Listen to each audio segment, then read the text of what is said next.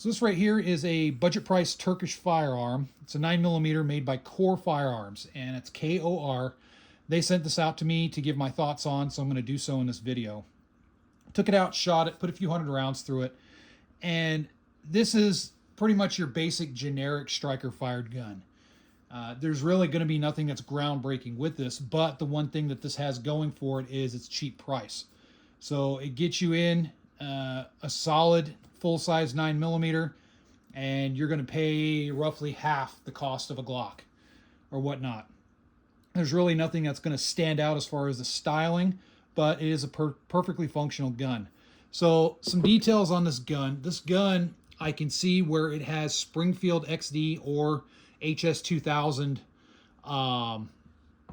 inspiration for sure. There's some things that's not dimensionally the same, but I see a lot of things that are very close. It's a pretty solid setup. It does have adjustable back straps here. It came with the small back strap. I put the medium one on, and it feels really good in hand. With the medium back strap, I have large size hands. The stippling along the grip and the checkering on the front are good to go, and also the back strap checkering as well, good to go. This does have a manual safety, but it's a decent manual safety. It doesn't stick out. It's not in a weird spot that I've seen on some Turkish firearms that have a manual safety. So good to go there, and it's easy to manipulate, even though it's pretty flat against the gun, and it is ambi. So this gun, 17 rounds of 9mm is the standard capacity, depending on where you're going to be in the states. There's going to be some states where you can only do 10 rounds or whatnot. It just depends on where you live. But it's a pretty standard capacity. Again, CZ75 mags is what this takes. The sights on here are Glock, and that is an awesome deal.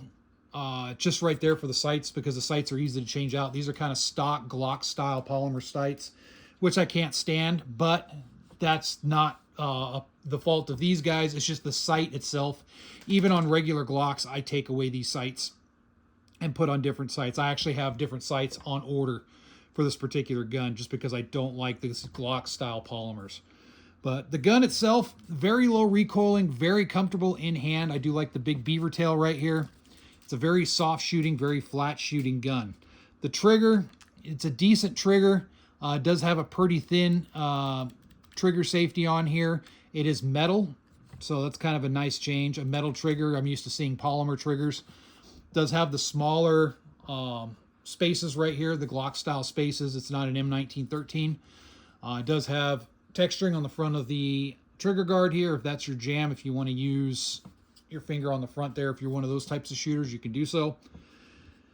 Overall, there's just really nothing special about this, but it seems to be well put together. There's only one thing that kind of has me a little bit concerned, but I'm just going to shoot it and see how it does.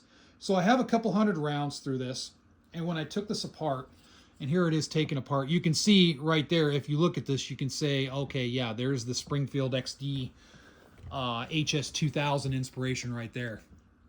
But if you look right here, and you might not be able to see it on the camera, I'm not sure if you can see it or not. I'm going to try and get it to zoom in the best I can. But right there on the front, you see a little bit of bending of the metal where it's kind of bending up a little bit, and it's more so on this side than on this side. It's very slight. It's just from where forces are happening, things are hitting together. So it's just one of those things I'm going to keep an eye on it. I don't think it'll be a big deal, but we'll see. I'll continue to shoot it. If it breaks, I'll let you know. But that's typically not supposed to happen. This is your big block right here, your recoil block, and you don't want any of that happening. I could pull any of my other striker fired guns that I have tons of rounds through, and there's nothing at all. The fact that this is bent up a little bit might tell me either it was machined kind of wonky, or possibly the metallurgy in this big chunk of metal isn't as strong as they're saying it is. But I'm going to keep shooting it, and I'll just let you know as time goes on. Maybe that's about the gist of it right there. That's much deformation that we'll get. There won't be any more, hopefully, and then I'll just shoot it, and it'll be good to go. But I wanted to point that out to you guys, just so that way you know.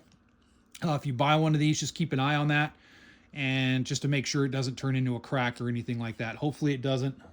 I don't think it will, but we'll see what happens.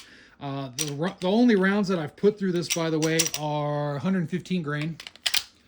So just standard factory loading, just some aluminum case 115 grain, and then just some standard brass case 115 grain. So factory loading, I didn't put any plus P's or plus P pluses or anything like that in there. So that's the only kind of observation that I have on this gun. Everything else, the feel is good. The trigger, here, I'll show you the trigger pull here. So here's your take up, and there's the wall. A little bit of creep, and there you go. It's kind of a mushy trigger, but it works good.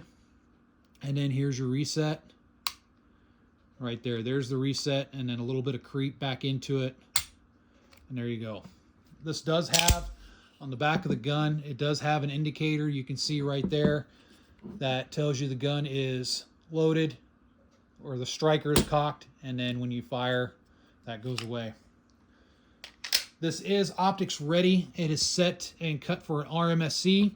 It does sit a little bit high. It does have a little bit of a plastic plate that you can put in there. You can fit an RMSC in here, but there's no recoil lugs for the RMSC. They have a little plastic plate that fits, and it has really shallow recoil lugs on it. I'm not a big fan of plastic interfaces when it comes to red dots. I think it should be just a true flush fit mount, and they should machine the recoil lugs in there if you're going to actually machine it to a certain optic footprint. But it is optics ready, so you can mount an RMSC optic if you want.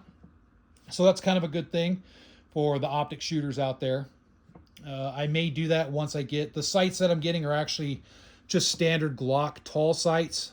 So once I get that put on, I may throw a dot on here and continue to use this gun. I plan on using this gun as like a test bed gun for various things. Just kind of a beater gun, just to shoot, and just see how long it lasts. I'll definitely report if I have any issues, especially with that small deformation going on the block there. I'll keep an eye on it.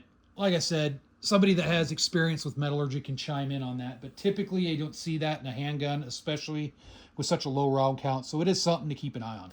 So comment section below what you think if you have any experience with the KOR pistols. Thank you for watching.